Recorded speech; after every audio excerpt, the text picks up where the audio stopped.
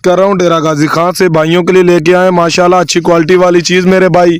3 बच्चे, 1 बकरी मेरे भाई, 2 नार हैं इसके नीचे और 1 मादी है मेरे भाई। 2 महीनों की करास भी है मेरे भाई। माशाल्लाह अच्छी चीज़ है, क्वालिटी वाली चीज़ है मेरे भाई।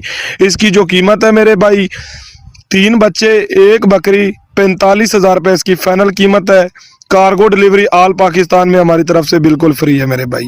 ये चेक कर ले, माशाल्लाह खूबसूरत चीज़ है, लाजवाब चीज़ है मेरे भाई। भाइयों के लिए लेके आए माशाल्लाह खूबसूरत चीज़। ओके अल्लाह।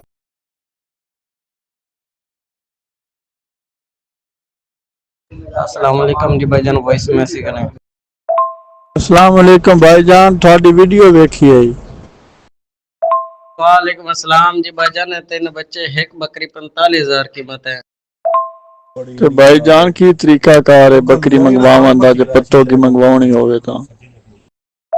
जी मेरा भाई, अगर आपने लेनी है तो अपने आईडी कार्ड की दोनों साइड की फोटो भेज दे, हम भी भेज देते हैं।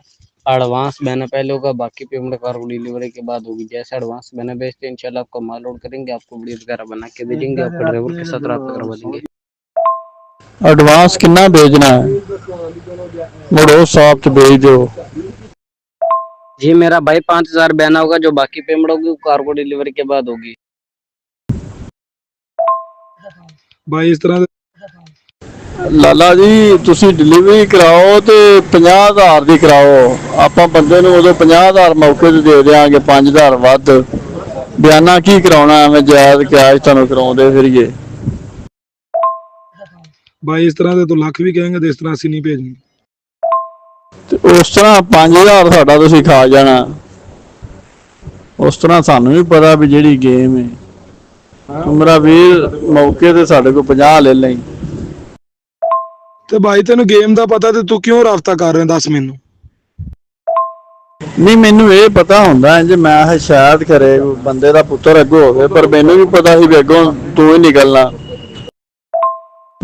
ਬਾਕੀ ਮੈਨੂੰ ਤਾਂ ਪਤਾ ਸੀ, ਪਰ ਮੈਂ ਆਖਿਆ ਵੀ ਚਲੋ ਇਹਦੀ ਵੀਡੀਓ ਬਣਾ ਕੇ ਹੋਰ ਲੋਕਾਂ ਨੂੰ ਸੈਂਡ ਕਰਾਂਗੇ, ਚਲੋ ਕੋਈ ਭਰਾ ਫਰਾਡ ਤੋਂ ਬਚ ਜਾਵੇ। ਤੁਹਾਨੂੰ ਜਦੋਂ ਕਿਸੇ 5,000 ਸੈਂਡ ਕਰਾਉਣਾ ਨਾ, ਤੁਸੀਂ ਤੇ ਬੱਸ ਦੇ ਵਿੱਚ ਬੱਕਰੀ ਲਾਦਿਆਂ ਵੀ ਵਿਖਾਉਣਾ ਤੇ ਸਭ ਕੁਝ ਵਿਖਾਉਣਾ ਜੀ ਆਹ ਤੁਹਾਡੀ ਬਿਲਟੀ ਹੋ ਗਈ ਹੈ, ਤੇ 10 ਮਿੰਟਾਂ ਬਾਅਦ ਮੁੜ ਤੁਸੀਂ ਫੋਨ ਕੋਈ ਨਹੀਂ ਚੁੱਕਣਾ, ਤੇ ਉਹ ਵਿਚਾਰੇ ਨੇ ਵੇਖਣਾ ਵੀ ਮੇਰੇ ਨਾਲ ਬਣ ਕੀ ਗਈ ਹੈ।